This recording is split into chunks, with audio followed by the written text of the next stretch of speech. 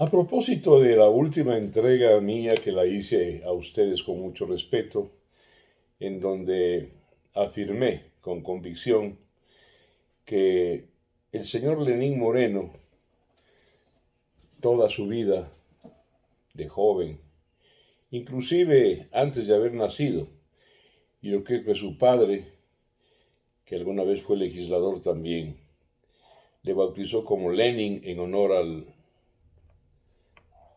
soviético, al ruso, muerto en 1924, cuando había perdido el habla, Vladimir Ilich Ulyanov, alias Lenin. Porque muchos se llaman así, los Lenin, los Stalin, los Timoshenko, los Katyushkos, yo les llamo los Timbushkas. Porque, esto entre comillas, tienen fallo de fábrica. Sus padres, cuando estas ideas no habían caído en desuso y en fracaso total y rotundo y en fracaso sangriento, había mucha gente obnubilada por estas ideas, ¿no?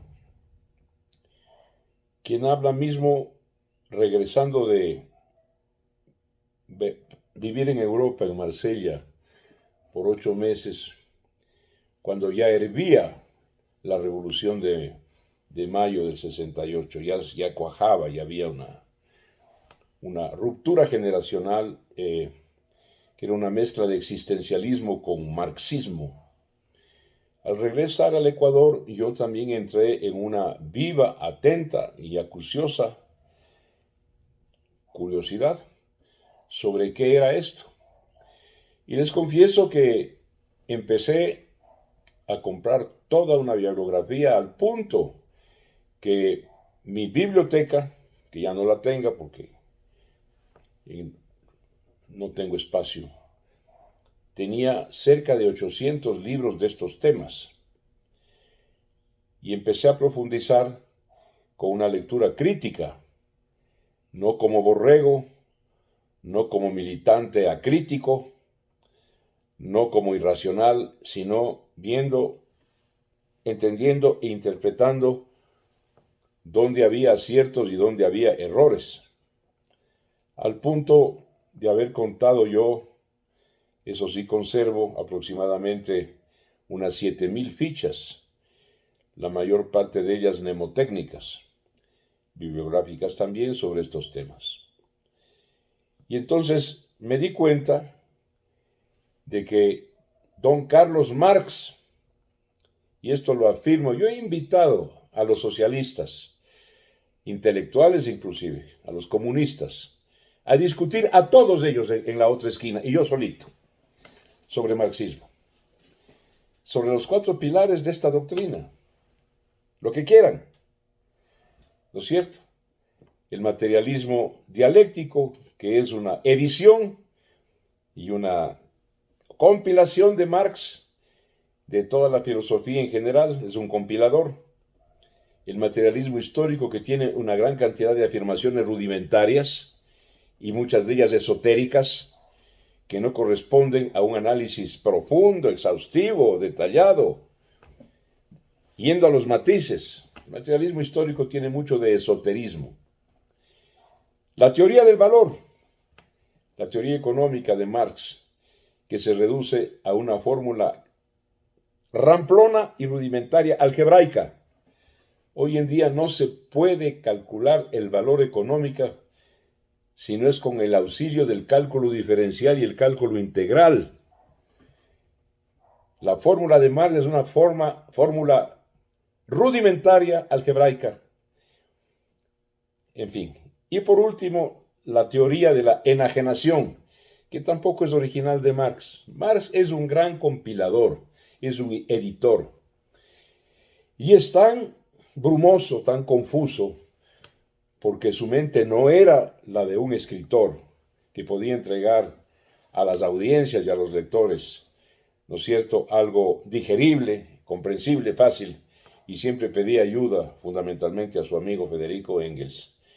Escribía de una forma tautológica, redundante, ¿sí?, una misma idea central, más bien simple, repetida una y otra vez, cambiando las palabras. Y los ramplones socialistas o comunistas suelen decir, ¡Qué genialidad de Marx! Es tautología, tautología, repetición, redundancia. Producto de las lecturas que acabo de mencionarles, es este libro, mío, 700 páginas. Al principio tuvo 1200. Los editores me hicieron bajar porque nadie iba a leer 1200 páginas. Se llama El Doctor Infierno y sus demonios. Aquí está toda la crítica a la teoría marxista. Lamentablemente, la edición de este libro se terminó ya. Y ando buscando a alguien que me ayude a reeditarlo. El Doctor Infierno y sus demonios. Pero bueno, hay un enjambre de socialistas y comunistas y progresistas. Y dice, yo soy progresista, soy socialista, soy comunista. Y no entienden, no han abierto las solapas de los libros de Marx y Engels y sucedáneos. Los libros de Gramsci, por ejemplo, que trasladó el marxismo robándosela a los obreros y las puso en manos de los pequeños burgueses. Todo lo que acontece hoy en el mundo es obra de Antonio Gramsci, el italiano, que dijo, no, los obreros no están capacitados para el cambio revolucionario, lo tiene que hacer la pequeña burguesía. Ya sabemos el fracaso. Fracaso en Rusia, fracaso en la China de Mao, donde algún elemento campesino hubo, fracaso en Alemania comunista, fracaso en Europa del Este, fracaso y hambre, represión, sangre en Cuba, precariedad monstruosa en Nicaragua, quiebra absoluta y total en Venezuela, colapso de la economía en Argentina. Y recuerden ustedes, el fiasco monstruoso de la experiencia chilena entre 1970 y el 73 del doctor Allende. Como América Latina no lee, y el Ecuador lee menos, no están enterados de que eso ya nunca funcionó y no funciona en ninguna parte. Pero como no se lee, como no se tiene idea de la historia, ni siquiera de la historia reciente, menos de la historia pasada, no están enterados de que esto se derrumbó, cayó por su propio peso, porque no funcionó en ninguna parte, ni funciona ni va a funcionar. Y como es una doctrina, ¿no es cierto?, que se ha caído en pedazos, como si tuviera el bacilo de Hansen, la lepra, pues ahora se ha convertido en una especie de fe religiosa. Y la fe religiosa es como un tatuaje, ¿no? Es como el algodón de la beata, eso es el marxismo. El algodón de la beata. Si usted le quita a la beata el algodón con que frota el santo de palo y cree que el santo de palo de madera le va a solucionar todo, usted le quita, le arrancha el algodón y lo bota al suelo, la beata se muere, pierde estabilidad, se vuelve loca, se desprecia a sí mismo. El marxismo es el algodón de la beata. Y todavía hay gente, ¿no? Soy comunista, soy marxista, soy progresista, soy socialista. Aquí no me estoy burlando de nada. Ciertamente que hago mofa de esto, que no sirve para nada.